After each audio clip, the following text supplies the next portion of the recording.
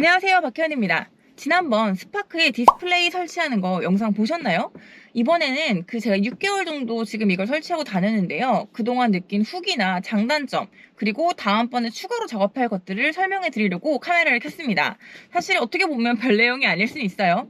보고 이제 하시려는 분들이 꽤 있으신 것 같은데, 그때 이제 설치 난이도가 좀 있었어요. 그래가지고, 그때 당시에는 이제 이게 전원에 들어온다는 거를 확인하고 후방 카메라 연결에 성공했다는 것 자체만으로 너무 기뻐가지고 그 외에 이제 추가적인 정리를 안 하고 다녔는데요.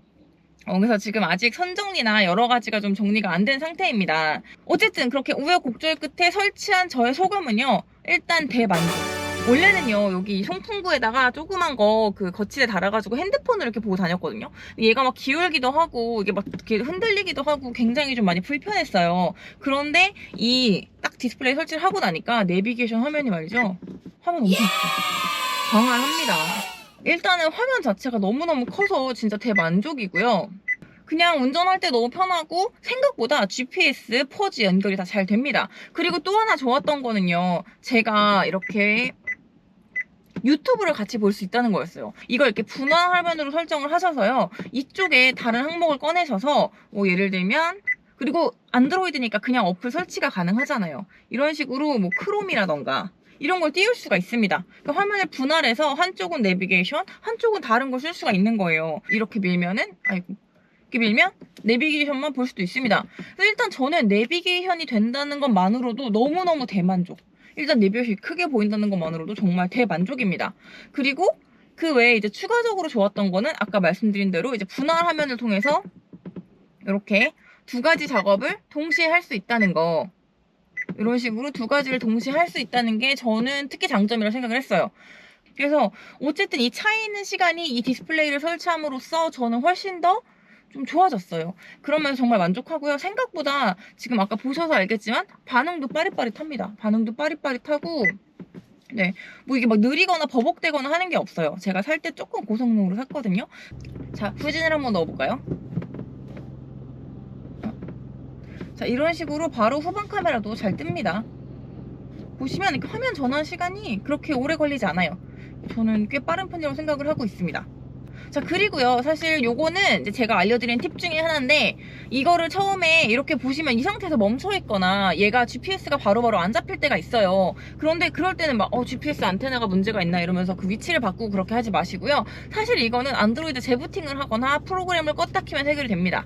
자, 여기 보시면 이렇게 네모 두 개를 누르잖아요. 그럼 우리가 왜 안드로이드 핸드폰 같은 경우도 한 번씩 어플리케이션을 다 종료를 해줘야 하잖아요. 그런 것처럼 여기 이렇게 휴지통을 누르면 싹 깔끔해지거든요. 여기서 내비게이션 한번 눌러주시면 네, 바로 잡히죠. 그러니까 이거는 사실 프로그램이 엉켰다고 해야 되는 건가요? 그런 문제이기 때문에 그냥 만약에 내비게이션이 문제가 좀 있다, 이게 계속 안 잡힌다, 그리고 가끔 모바일 데이터가 안 잡힌다던가 그럴 때가 있거든요. 그럴 땐 당황하지 마시고 GPS가 안 잡힐 땐 여기 재부팅이 최고입니다.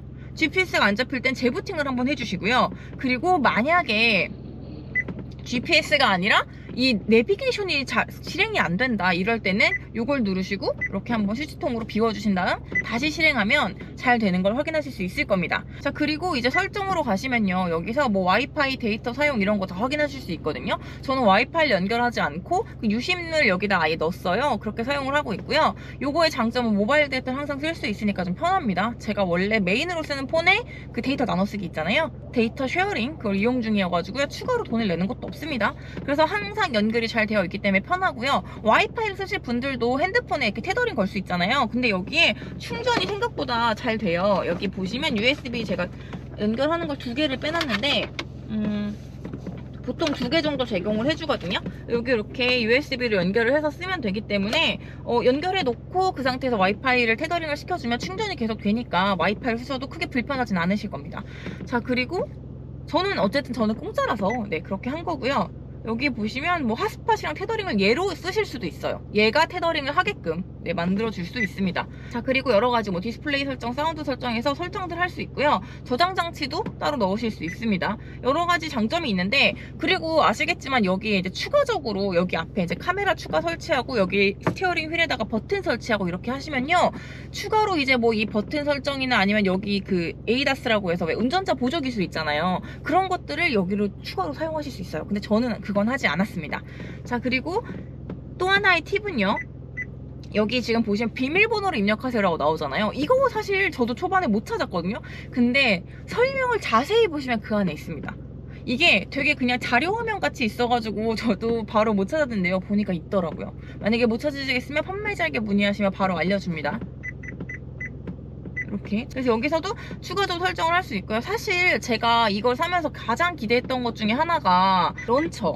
이 디자인을 좀 예쁘게 쓰고 싶었거든요. 그래서 런처를 이제 좀 취향에 맞게 바꾸면 또, 근데 이거는 좀 단점인데 얘가 작동을 제대로 하지 않습니다. 이번엔 또 어플리케이션이 선택이 안 돼요. 그러니까 일단 기본적으로는 되는 걸 찾아가지고 좀 덜 예쁘더라도 이게 실행이 되는 그런 테마를 찾아 쓰고 있다는 그런 말씀입니다. 자, 그래서 어쨌든 지금까지는 굉장히 만족을 하면서 쓰고 있는데요. 사실 뭐 내비게이션이랑 저는 뭐 유튜브나 뭐 구글 검색 같은 게 된다는 것만으로도 굉장히 만족을 하고 있어요. 그런데 이제 이번에는 좀 아쉬운 점을 말을 해볼게요. 가장 큰 아쉬운 점은 아무래도 보이시나요? 이렇게 한 손으로 그냥 이렇게 빠지면 빠집니다. 이런 식으로 일단 이게 너무 쉽게 빠지는 게 단점이에요. 그리고 유격이 있어서 흔들립니다. 여기 보시면 틈새가 이렇게 눈으로 보여요. 그러니까 이 부분이 사실은 좀 가장 큰 단점이에요. 이렇게 그냥 흔들려요. 그리고 제가 아까 저는 내비게이션이랑 유튜브 구글 검색만으로도 만족해요 라고 말씀을 드렸는데 그게 만족한다는 얘기는 뭐냐면 그거밖에 지금 안 된다는 거예요. 그러니까 일단은 기본적으로 한국어 키보드가 없어요. 그래서 이 설정에서 원래는 이제 보시면 언어 및 입력 장치 설정이 있어요. 그래서 전 당연히 언어에도 한국어 설정이 있거든요. 그래서 키보드가 될 줄 알았는데 키보드를 찾을 수가 없습니다. 자, 여기에서 카자흐스탄어, 터키어, 페르시아어, 프랑스어, 필리핀어 별게 다 있는데 한국어가 없습니다. 희한하죠. 그래서 키보드에 한국어가 없기 때문에 그냥 T맵을 쓸 때도 그냥 아리한테 얘기하고 있습니다. 이거는 사실 이 언어 키보드는 우리가 다운을 받아서 넣어주면 되는 거거든요. 그래서 뭐 이제 그건 하면 되는데 이제 제가 아직 안 한 거죠. 어쨌든 하면 될 것 같습니다. 근데 일단 자동으로 되어 있지 않다는 거, 그게 조금 아쉽습니다. 그리고 또 다른 단점은요, 저는 희한하게 여기서 블루투스를 못 찾겠어요. 그러니까 블루투스 연결을 지금 저는 못 찾겠습니다. 그게 약간 단점입니다. 그래서 블루투스 연결이 이렇게 핸드폰처럼 우리가 생각하는 그 안드로이드 폰의 기본적인 설정 있잖아요. 그거랑 똑같아야지 바로바로 찾아 들어가는데 이거는 이 메뉴판에서 한참을 좀 헤매게 돼요. 헤매도 못 찾고 있습니다. 이제 그런 것들은 좀 단점인 것 같고요. 그러면 블루투스는 어디 있느냐? 여기 있습니다. 일로 들어가서 여기 기기 관리나 이런 쪽으로 하면은 그나마 가능하고요. 이거 제가 OBD2 연결을 해둔 거고요. 차 좀 좋아하시는 분들은 많이 아실 거예요. 이 내 차의 상태를 알아보는 토크라는 어플이 있습니다. 이 어플도 기본적으로 깔려 있더라고요. 기본적으로 깔려 있는데 일단 뭐 OBD2나 이 블루투스 연동하는 게 조금 어렵고 내가 원하는 정보를 보려면 연동이 조금 힘듭니다. 그래서 연동을 설정을 좀 많이 해주셔야 돼요. 이런 부분에서 연동 설정부터 시작해서 내가 원하는 정보를 보기 위한 설정을 좀 하셔야 돼서 이런 부분은 이제 좀 안 해보신 분들은 초반에 좀 헤매실 수 있을 것 같아요. 그런 단점이 있습니다. 그래서 제가 생각하는 지금 이 안드로이드 디스플레이의 이 안드로이드 특성상 단점은 뭔가 차량용 제어랑 기존의 그 안드로이드 핸드폰 같은 게 섞여 있어요. 그래서 바로 직관적으로 알기가 힘들고 공부가 좀 필요합니다. 그리고 내가 원하는 기능을 다 넣기 위해서는 이제 추가적으로 설치할 것들이 많은데 이게 문제는 그러다 보면 지금 공회전 중이잖아요, 저도. 그렇다고 아예 시동을 끄자면 그냥 배터리 방전될 위험이 있고 또 공회전을 하자면 또 공회전도 문제고 이래서 사실 그 부분이 이제 이 안에서 얘를 막 계속 살펴보고 얘를 좀 공부하고 막 원하는 대로 설정하고 하기에는 그게 제일 아쉽습니다. 그래서 최소한 공회전을 하거나 배터리 방전의 위험을 이제 느끼면서 해야 된다는 거? 그 부분이 좀 아쉬운 게 있습니다. 그래서 이 자체적으로 아쉬운 부분은 말씀드린 유격이랑 이 안드로이드 설정 자체가 조금 어렵다. 그리고 내가 원하는 대로 하기가 쉽지 않다. 사실 테마 같은 것도 원래 설명이 있었던 건데 그것도 제대로 작동하지 않는다. 이런 아쉬움들이 있고요. 근데 그거는 사실 보완이 가능한 거죠. 그리고 제가 좀 잘못한 것 중에 또 다른 아쉬움이 뭐가 있냐면 이 자체로, 그러니까 이 안드로이드 디스플레이 자체로는 이 소리가 나지 않아요.